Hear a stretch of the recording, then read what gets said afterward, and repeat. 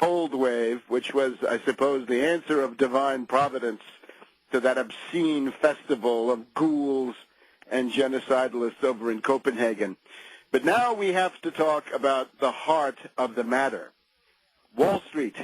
Wall Street, the enemy of humanity. Wall Street, the center of the derivatives bubble, which is corrupting and destroying the world.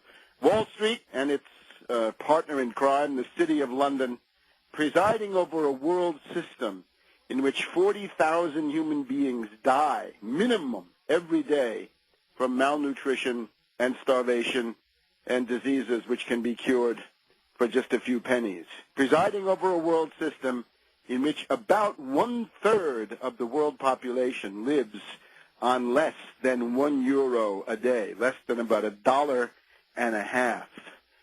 And the question is, what are we going to do about this?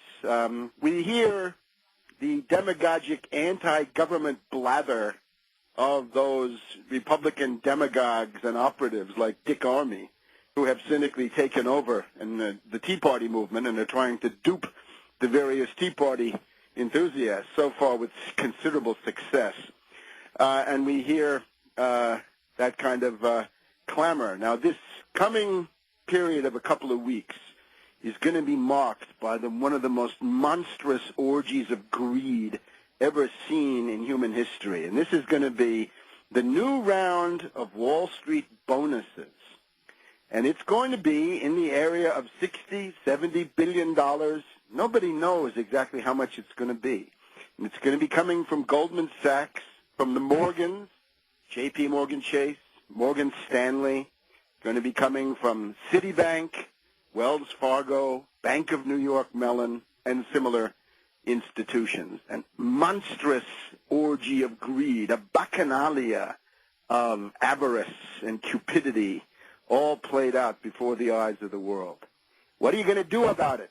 You, the taxpayer, who were robbed by Bush, by Cheney, by Paulson, by Bernanke, now by Obama, Geithner, Summers, Volcker. What are you going to do about it? It's time for a march on Wall Street. It's time to say, all right, fine. The point with the marches on Washington that point has been made. And I address this in particular to our dear friends from the Tea Party who are meeting in Nashville, Tennessee in the first week of February. I would like to formulate for them the following challenge. My question to you is, are you in the process of being duped by Republican operatives in the same way that the leftists, the anti-war forces, the impeachment forces, the people who were angry with Bush and Cheney were thoroughly duped? They were gulled to a queen's taste during 2007 and 2008. They could not have been more thoroughly duped. We had a whole generation of young people, the millennials, born since about 1981 or thereabouts, coming of age in politics, and their first experience was to be completely duped by Obama and Axelrod and the forces of the Trilateral Commission and the Bilderberg. That was the postmodern coup by Obama. But, of course, that particular revolving door, as we know, never ends. And now we're looking at a phase where it's the right-wingers. It's people who think they're conservative. Many of them are actually reactionaries, and that's a whole different kettle of fish. Actually, conservatives, not that common. It's a sort of a cultural impulse, but in terms of actual conservative policies, very hard to find. Conservative policies would think about the status quo as having a certain authority, organic change, not radical repudiation of anything. So the question to the Tea Party people is, are you now Republican dupes? Has Dick Armey completely duped you? And has Richard Mellon Scaife and his Competitive Enterprise Institute, which was the center of the Tea Party events here in Washington, D.C., have they turned you into useful idiots and astroturf? And here's how you can find out. After having made the point with several marches on Washington, are you prepared? Is the Tea Party movement prepared to launch a march on a march on Wall Street, a march on Goldman Sachs, a march on the Morgans? Don't forget them. They're really the heart of the matter. J.P. Morgan Chase is certainly the flagship and centerpiece of the entire system. Goldman Sachs is sort of the mud guard up in front to attract a lot of attention, like those little things used to put on the hood of a car to get the bugs before they hit the windshield. That's Goldman Sachs in some ways. J.P. Morgan Chase, Morgan Stanley, Bank of New York Mellon. That's a really interesting one. There's that magical name, Mellon. You're, of course, dealing with the faction which could be called Morgan Mellon Rockefeller. Mellon, the Bank of New York Mellon, the back office and accounting center for the TARP, for the bailout. Are you willing to march in protest against them? That will be the acid test for the Tea Party and indeed for anybody who wants to be taken serious as a populist. Are you willing to take off the gloves and attack Wall Street, in particular in these coming weeks? Wall Street moves to the center of attention once again. We have a series of events that have brought this about. One is the revelations, which we'll talk about at some length. I talked about this with Alex Jones on his fine radio program this past Monday. AIG and Geithner. And we know we should probably go into this right now because this is the starting point. Let's get people riled up into a real good populist indignation. Economic populism, needless to say, not cultural. Cultural gets you nowhere. Cultural populism gets you Palin and Limbaugh and good night.